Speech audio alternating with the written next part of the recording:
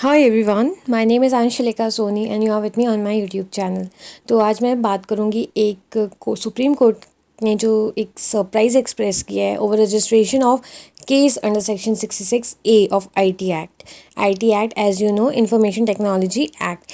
तो supreme court ने एक बहुत ही आश्चर्य की बात मतलब एक एक्सप्रेशन दिया है regarding section 66 A of IT act. So we are going to discuss on this topic जो कि चल रहा था हमारे सुप्रीम कोर्ट में. So let's discuss on this topic. Now the question is why Supreme Court is surprised on section 66A. So we have to understand the whole thing. And how did this matter come up before the Supreme Court now? मतलब अब कैसे उठ के आया है, मतलब section 66A of IT act की जो बात हो रही है वो क्यों हो रही है, किस लिए हो रही है, ये मैटर क्यों उठ के आया है अभी सुप्रीम कोर्ट में.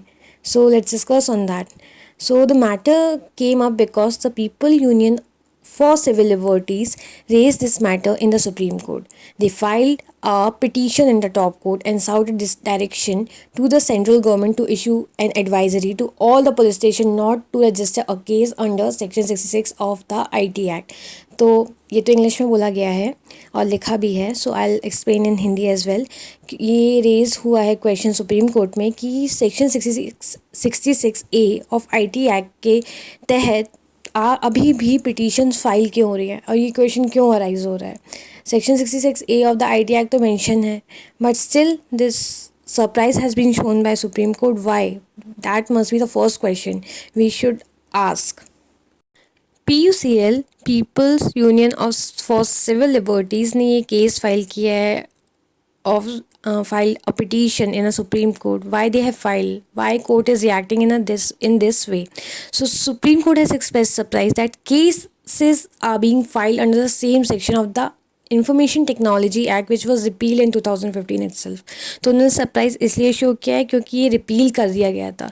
सेक्शन 66A को रिपील कर दिया गया था 2015 में. स्टिल अभी भी पुलिस स्टेशंस में इस सेक्शन के अंतर्गत मतलब आईटी एक्ट सेक्शन 66A के अंतर्गत केस रजिस्टर्स हो रहे हैं. लोग पुलिस में लोग जाके उसके अगेंस्ट केस रजिस्टर करवा रहे हैं and police are taking action on that as well. What are the highlight of this case? तो इस केस की हाईलाइट क्या है?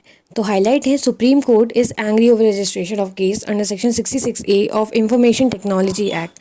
This provision of the IT act was repealed by the supreme court in 2015 decision.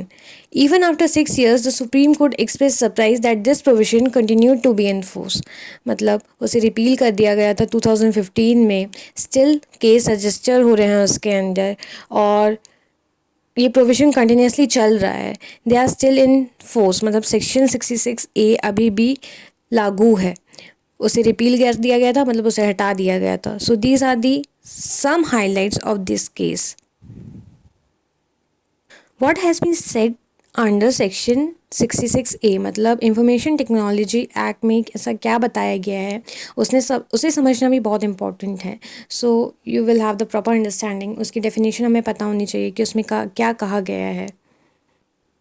As you no section 66A को struck down किया गया था इन 2015.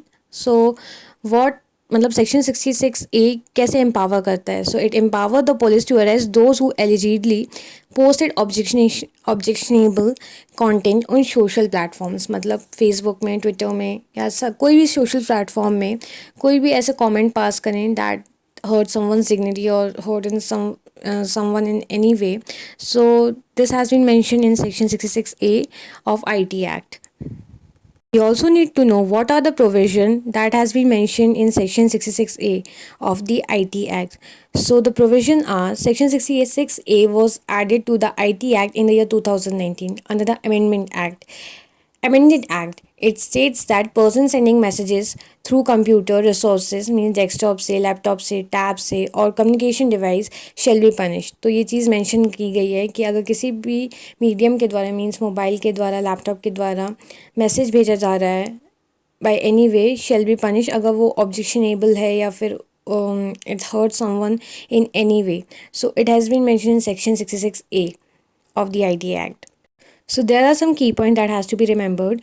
That first is which is grossly offensive or convey a threatening message, मतलब जो कि बहुत ही offensive है या थ्रेटनिंग यानी डराने वाले मैसेजेस भेज रहे हैं, तो वो सेक्शन 66A के अंतर्गत आता है, उसके अंतर्गत उसे पनिश किया जा सकता है.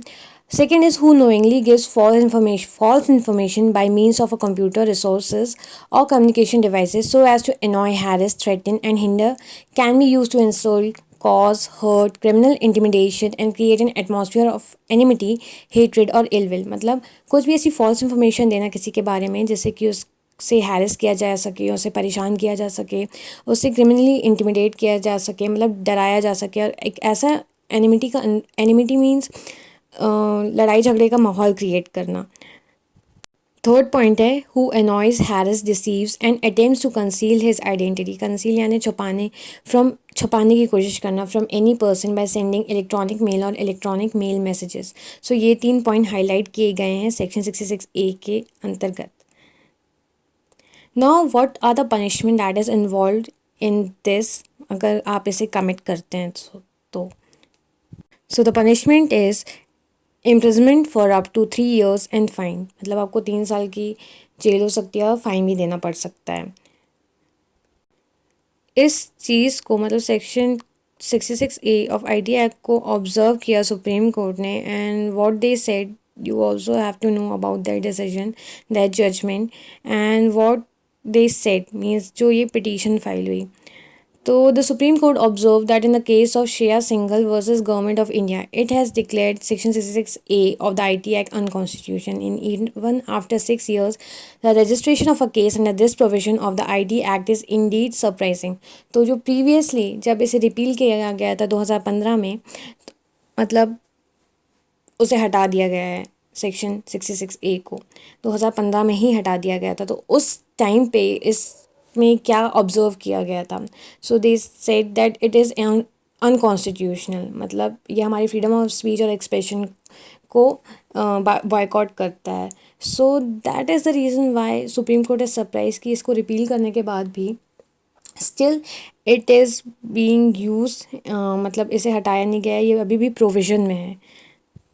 What were the reason that section 66A was removed, मतलब इसे हटाया क्यों गया था, इसके पीछे के कारण क्या हैं. Means it is important for our safety कि कोई ऐसे कमेंट ना करे, but what is the reason they removed it.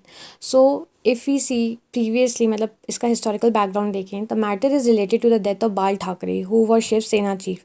After Thackeray's death life in Mumbai had come to a stand स्टिल. मतलब बाल ठाकरे की डेथ के बाद जो मुंबई थी वो एक थम सी गई थी. So there was a comment on Facebook about this. काफ़ी चर्चा में था ये कि कमेंट किया गया था फेसबुक पे. And then Maharashtra police started arresting the commenters, मतलब जिन्होंने कमेंट किया था उन्हें अरेस्ट करना स्टार्ट किया गया.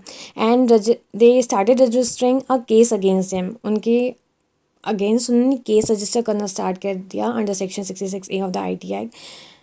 उस समय के लॉ स्टूडेंट ने, मतलब श्रेया सिंघल ने अप्रोच किया सुप्रीम कोर्ट में और पिटीशन फाइल की कि इट शुड बी अबॉलिश, मतलब जो हमारा सेक्शन 66A है उसे अबॉलिश करना चाहिए. Because if someone is commenting on a social platform, अगर वो एक्सप्रेस कर रहा है, so what's wrong in that. This provision, this section is unconstitutional, ये बोला गया था लॉ स्टूडेंट के द्वारा. So this case has been filed previously. इसे रिपील करने के लिए, इसे हटाने के लिए एक लॉ स्टूडेंट ने मीन्स केस फाइल किया था. तो वहीं से ये सारे मैटर्स स्टार्ट होते हैं. What was the impact of singles petition. अब सिंगल ने जब पिटीशन फाइल किया तो उसका इम्पैक्ट क्या था. The impact of filing the petition means supreme court ने गिव अ हिस्टोरिक वर्डिक्ट, उन्होंने स्ट्रक डाउन कर दिया था 2015 में इस वर्डिक्ट को, मतलब इस सेक्शन को, sorry. What court said in its judgment. अब जजमेंट क्या दिया था उन्होंने, क्या ऐसे हाईलाइटेड पॉइंट्स थे, उन्होंने क्या रीज़न दिया था कि इसे स्ट्रक डाउन किया गया है. So let's keep a keen eye on that. They said Section 66A of the IT Act is not constitutional, मतलब कॉन्स्टिट्यूशन के विरुद्ध जाता है. सो इट इज़ रिपील्ड, उसे रिपील कर लिया गया. Supreme Court held that Section 66A of the IT Act is declared unconstitutional due to the violation of Article 91A, मतलब freedom of speech and expression को वो violate कर रहा था Constitution के, and not falling within the restriction imposed under Article 19(2). Moving further, the Apex Court had said that the scope of 66A is very wide, and in such a situation, any person would be afraid to post something on the internet. तो section 66A हमारी freedom को मतलब boycott कर रहा था एक तरीके से। कोई भी इंसान कुछ भी कमेंट करने से पहले डरेगा, सोचेगा कि if they comment on internet और एनी सोशल प्लेटफॉर्म तो कहीं वो अरेस्ट ना हो जाए या फिर कोई उनके अगेंस्ट कोई एक्शन ना ले ले। So it is against the freedom of speech. This view challenges the right to expression. In such a situation, we call 66A as unconstitutional. So this was a reason given by Supreme Court. Supreme court के द्वारा ये reason की दिया गया, इसलिए हम इसे repeal कर रहे हैं क्योंकि जो सेक्शन 66A है of IT act is unconstitutional. ये हमारी फ्रीडम ऑफ स्पीच मतलब बोलने की आज़ादी और एक्सप्रेस करने की आज़ादी को छीन लेता है। So in this way apex court ने जो कहा वो बताया, and it is afforded constitutionally, मतलब हमें कॉन्स्टिट्यूशनली गारंटी किया गया है कि हम freedom of speech and express कर सकते हैं अपने आप को। सो देन जस्टिस, जो उस समय जस्टिस थे, did not say that this provision clearly affects the fundamental right to freedom of expression in the constitution. So this was the whole scenario why Supreme Court was so shocked that they have seen something like section 66A को repeal करने के बाद भी लोग उसे अभी भी use कर रहे हैं। So this was